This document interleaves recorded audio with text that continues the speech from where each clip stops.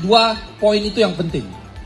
Kalau nanti sempat kepada pembahasan tambahan kaitan dengan ekonomi kapitalis, nah itu juga menarik tuh. Nanti juga kami sampaikan dalam memori banding. Ini juga mengagetkan kita semua.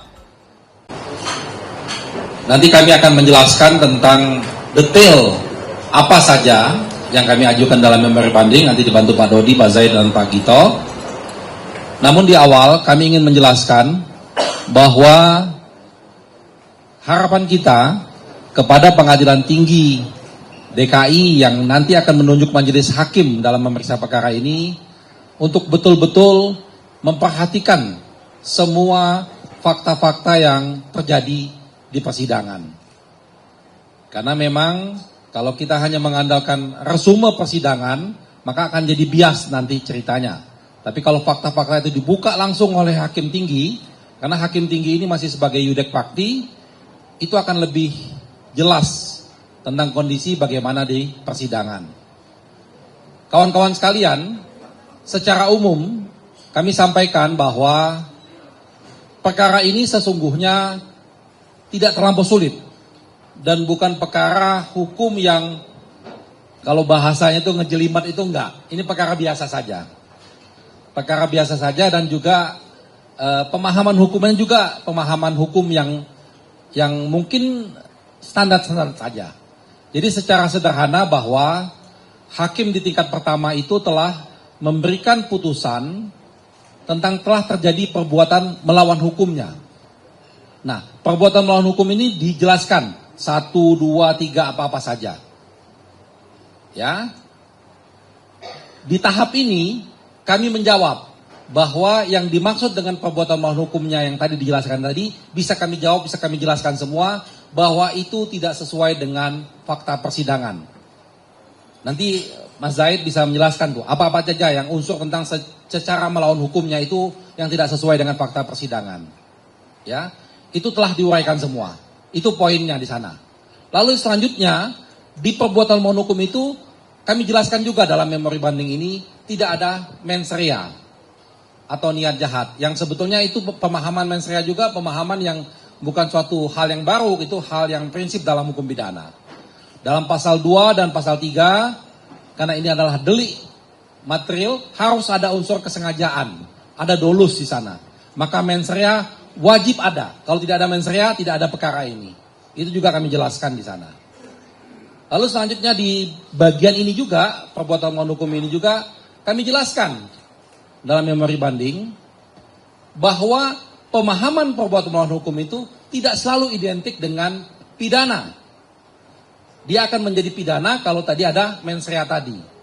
Tapi seandainya, nah ini juga seandainya, selalu kami sampaikan di setiap kesempatan, seandainya terjadi ada perbuatan melawan hukum yang dijelaskan pelanggaran yang dilakukan oleh terdakwa dalam hal ini Pak Tom Lembong, itu belum tentu pidana. Karena perbuatan melawan hukum itu ada kaitannya dia administrasi negara, ada kaitannya dia perdata. Nah, tetapi dari semua faktor-faktor yang dijelaskan dalam perbuatan melawan hukum itu bisa kami jawab semua. Jadi memang Pak Tom Lembong ternyata tidak juga salah dalam menggunakan kebijakan-kebijakan tersebut. Itu poin pertamanya. Ya. Lalu pada poin yang kedua, ini 2 poin penting, nanti yang lain-lainnya bisa dijelaskan, adalah tentang unsur memperkaya orang lain. Merugikan keuangan negara, lalu dengan tujuan untuk memperkaya orang lain. Karena dalam hal diri sendiri, hakim mengakui Pak Tom Lembong tidak memperkaya dirinya sendiri, tapi dianggap memperkaya orang lain. Nah, di sini juga kami jelaskan bahwa itu juga salah. Karena kaitan dengan situ, kaitan dengan unsur ini, ternyata tidak ada yang diperkaya orang lain secara melawan hukum itu tidak ada. Itu satu proses mekanisme bisnis yang sangat biasa dan lumrah. Jadi 2 poin itu yang penting. Kalau nanti sempat kepada pembahasan tambahan kaitan dengan ekonomi kapitalis, nah itu juga menarik tuh. Nanti juga kami sampaikan dalam memori banding. Ini juga mengagetkan kita semua. Kaitan dengan pembahasan ekonomi kapitalis yang tidak pernah dibahas. Karena begini ya, hakim itu memutus sesuai dengan fakta-fakta yang ada di persidangan. Jadi kalau tidak ada di persidangan, lalu dia memutus sendiri, tanpa ada dasar itu juga membuat keganjilan yang sangat besar. Satu itu, tidak ada pembahasan itu. Kedua, pemahaman tentang ekonomi kapitalis yang juga salah. Ternyata yang dimaksud dengan ekonomi kapitalis itu juga tidak dipahami secara baik oleh hakim di tingkat pertama. Ini kami masukkan dalam memori banding supaya ini dievaluasi lagi. Jadi kaitannya dengan pasal 2 dan pasal 3 Undang-Undang Tipikor, disinilah yang kita uraikan, setiap unsur-unsurnya kami bisa jelaskan di sana. Nah, kira-kira itu pengantar dari saya, kawan-kawan sekalian.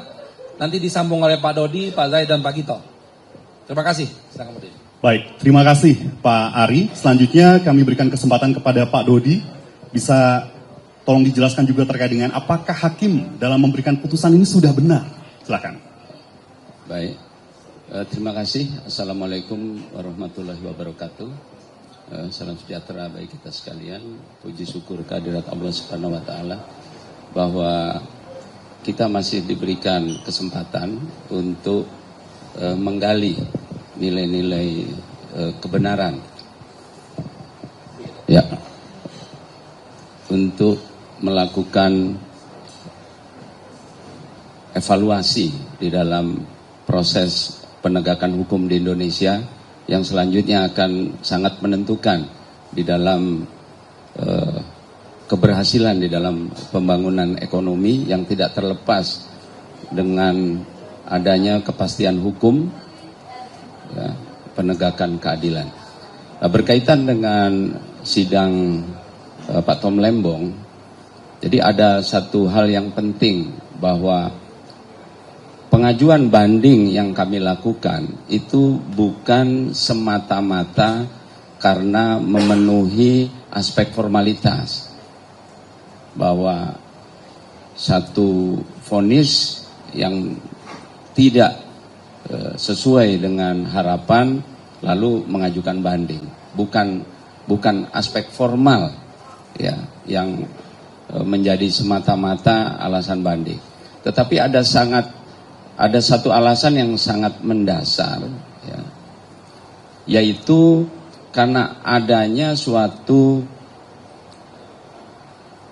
keadaan atau alasan dari vonis yang dijatuhkan majelis hakim yang mengandung suatu kesalahan penerapan hukum yang nyata.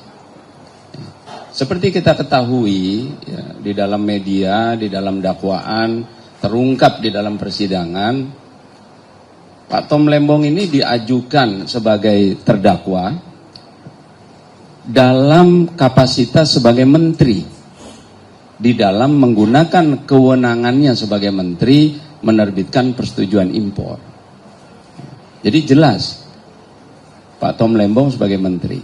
Namun di dalam pembuktian yang dilakukan oleh jaksa tidak pernah menyentuh pembuktian bahwa ada perbuatan di luar kewenangan, melampaui kewenangan ya, yang dilakukan oleh Pak Tom Lembong di dalam menerbitkan persetujuan impor.